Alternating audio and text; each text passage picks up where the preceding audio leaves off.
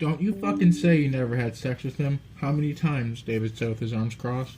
What does it matter? Scarlett said. How many times? David said. David, come on, you're being a baby.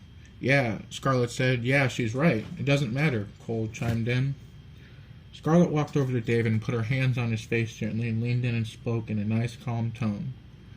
David, I don't know what you're thinking in that head of yours, but you need to ignore the jealousy and bullshit. It's just traps and cause more trouble than they set up. And they're just here to set us... Okay, fuck, I read that wrong. It's just traps, and it causes more trouble.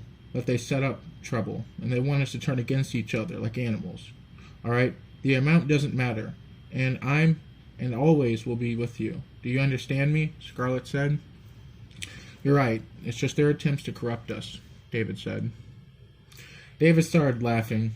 He walked over laughing and put Cole in a headlock and started rubbing his head with his knuckle. Cole punched David in the stomach playfully, and they both started laughing.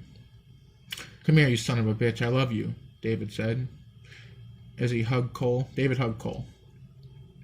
Don't forget about me, you bonehead, Scarlett said. They hugged for a moment, and the door opened. It was a big gymnasium where there were bones and broken skulls on the floor. But there were weak, homemade weapons on the floor, just broken bottles and spears and homemade knives and batons and shields and armor. Each of them grabbed a weapon and got ready. All of a sudden, an alarm started going off. A door in the wall opened and a man stepped out. He looked to be about 20 years old. He was fit. He was fit for his age. He looked a bit strong, like he was trying to hide something, but he began to walk towards the three of them. Cole picked up a spear and approached him. What are you doing, man? Just keep your distance, Cole said. Cole noticed a number on the man's collar. It said 123. 123. 123 grabbed the stick from Cole and yanked it out of his hands. He grabbed Cole by the neck and began to choke him. Scarlett ran up and punched 123 in the face, breaking his nose, but he didn't let go of Cole. David tackled him. David got on top and began hitting 123 in the face, but 123 punched David in the face just once, knocking David loose-headed and off of 123 and onto his ass. 123 got up to kick David in the face and step on his throat, but Scarlett jumped onto his back and latched on. He turned his attention away from David and onto Scarlett. He threw Scarlett on the ground, but she pulled his legs from under him, but he kicked her in the stomach pretty hard. She attempted to pull his legs from under him, but he kicked her in the stomach pretty hard. Cole got up and hit him with a flying kick. He grabbed Cole's leg and used his force against him by throwing him into the wall. 123 began kicking Scarlett until she rolled over so he could step and crush her throat. Cole got up and jumped on 123's back and put him into a headlock, trying to buy Scarlett some time. 123 was balancing until 123 backed into a wall. He began ramming Cole into the wall. Every hit caused Cole to hit his head against the wall and lose grip little bit by little bit. But David found his ground and charged at 123 and slid onto the floor, dodging 123's attack and snapping his left leg. Did 123 really think he could just punch David in the face and get away with it without David thinking? He snapped 123's left leg. At the same time, Cole snapped 123's neck. David and Cole rushed over to Scarlett. Scarlett, are you good? David said. She's probably got some broken bones or heavily damaged organs, Cole said. David picked up Scarlett and rested her on his lap. I'm fine. I just need a second, Scarlett said. Scarlett's nose started to bleed, which it usually never. You're not fine, David said. Get off me. I'm fine. I'm just a little Scarlett's eyes opened wide along with Cole's. What? Am I bleeding? David said. In the background, 123 stood back up. Its leg repaired itself quickly, and in seconds, his arm switched to a machete. He's not fucking human, Scarlett said. What's not human? David asked. 123, it's a robot, Cole said. 123 stood like a soldier.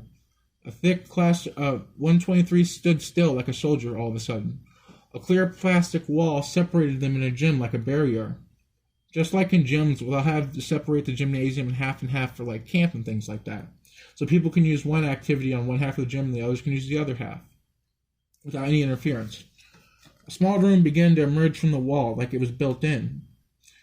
The kind of room that were used to view prison executions. A nice small room. From a hole in the wall From a hole in the room floor, a man and his wife rose from the floor. They looked to be in their 20s. They looked to be in their 20s. Anyways, a door formed and he stepped out and walked up to the barrier. Hello, contestants. I'm Mr. Anderson. Some compare me to something called an SCP Anderson Factory. I don't know. I'm the owner of the games. I'd like to say congratulations to the three of you. A lot of people have made it here, but they all end up the same as the others. Mr. Anderson said. Fuck is that supposed to mean? Scarlet said. David put his hand over Scarlet's mouth and pulled her in front of him, like he was hugging her from behind. He kept her close and kept his hand over her mouth. Excuse her, sir. She's in pain. She didn't mean that, David said. It's quite all right. She'll learn her lesson at the cost. She'll learn her lesson and the cost of speaking out like that very soon. This is the final round of the Gauntlet. I see you've discovered my little trick. You've all been great to play with, and it's fun to watch you suffer if you did it all. But hell, I've heard the things you said, and you all are worse than me. People like you deserve to suffer forever in the cruelest way. I do myself, but I hate touching poor, filthy people, and your blood is like all known STDs to mankind in one. And it flows through your animal-like veins. You're a bunch of sick animals that need to be put down. I'll be nice and not shoot you, but better yet, give you a slow death by stabbing you. Anything you'd like to say, my dear? Mr. Anderson said. Miss Anderson, well, the skank over there is ugly and deserves to be wrapped. Oh, okay, that's fucked up. I'm not going to say that, because that's really fucked up. She deserves, look, I'll just say the word is R-A-P-P-E-D. That's all I'm going to say. I'm not going to say it. And killed and left in the gutter where she was born and raised. The meth head looking at us is another embarrassment to mankind, and the one with the colored skin is ungrateful and is wasting his life with them. He'd live a better life if he was one of us, but it doesn't matter. Your skin and succulent meat will keep us fed. Speaking of fed, I'm hungry, so let's hurry this up. Make sure to beat the skank brutally and slowly, so she dies painfully. Excuse me? What did Miss Anderson said? Excuse me, what did you say about colored skin? Scarlet said. Miss Anderson smiled. Let the games begin, Mr. Anderson said as his wife smiled. Mr. Anderson went back to his room, and the door sealed, and the wall that separated the two halves vanished. 123's eyes turned red, and he began moving towards them. 123's other arm, his right arm, turned into a hot machete. Get some, you son of a bitch, David said. 123 sprinted towards them. But they separated and ran all in different directions to confuse 123. 123 came after Scarlet, and then chased after David. My bad. 123 chased after Scarlet, and then David chased after 123. 123 tried to stop in place and have David run into his hot machete, but David slipped and tripped 123. David scrambled to get up. Cole stomped on 123's arm, causing the machete to bend, at least not the hot one. 123 uppercutted Cole, and you could hear a pop. Basically what happened was Cole stepped on the blade and it came out, and so now it's like if you were to cut off your hand, you have like a nub, so he hit Cole with that. Anyways, 123 uppercutted Cole, and you could hear the pop when 123 hit Cole. 123 stood up and injected the bent blade. He handed him, his hand turned into a chainsaw. Cole went and grabbed the blade, and slid to dodge 123's hot machete strike. He kicked the machete over to David.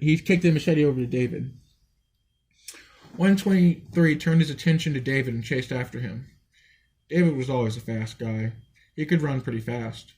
David passed the bent machete blade to Scarlet.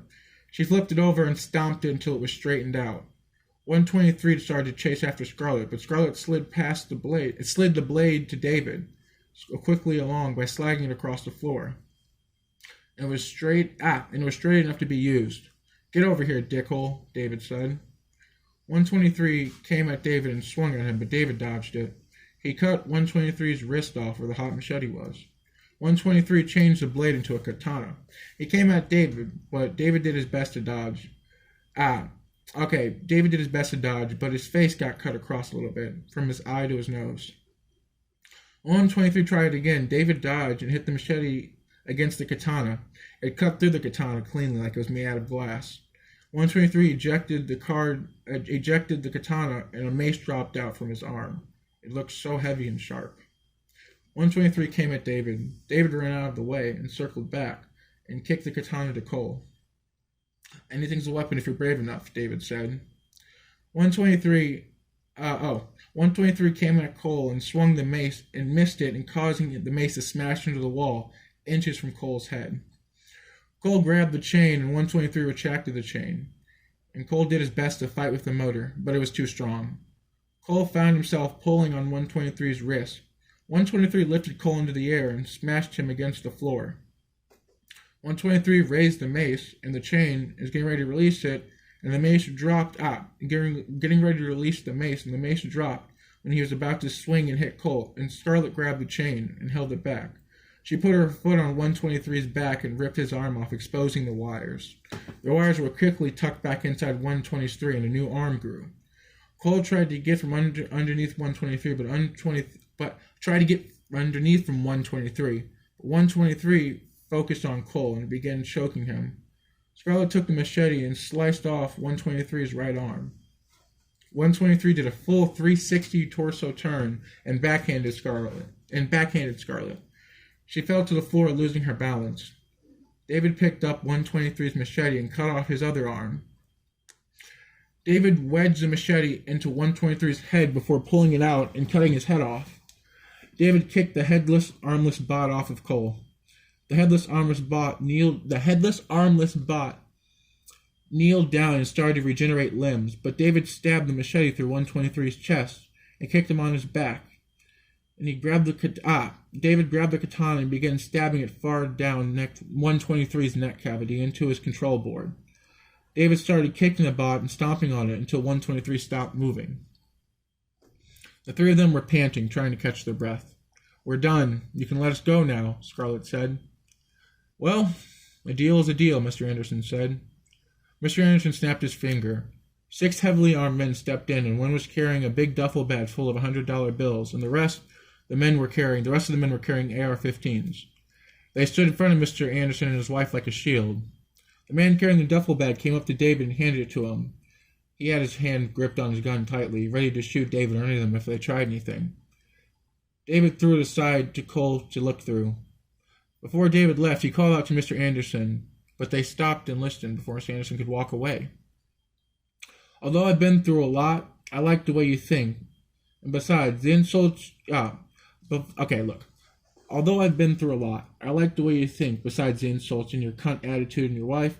I do love the room tactics, though," David said. Mr. Anderson walked away and was escorted by the guards, except for one. He approached the three of them. I could tell he was a bit nervous. "Come with me, and if you try anything, you'll be shot and killed. Do you understand me?" the guard said. "I smell fear. I smell the fear you're admitting," Scarlet said. David punched Scarlet in the arm. "Excuse her. We'll follow your commands," David said.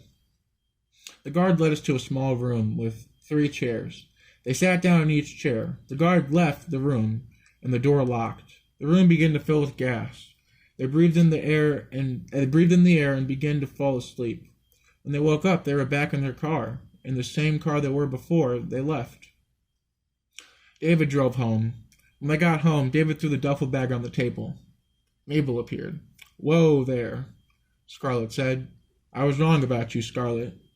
I watched you two go through those trials even though you cheated a bit.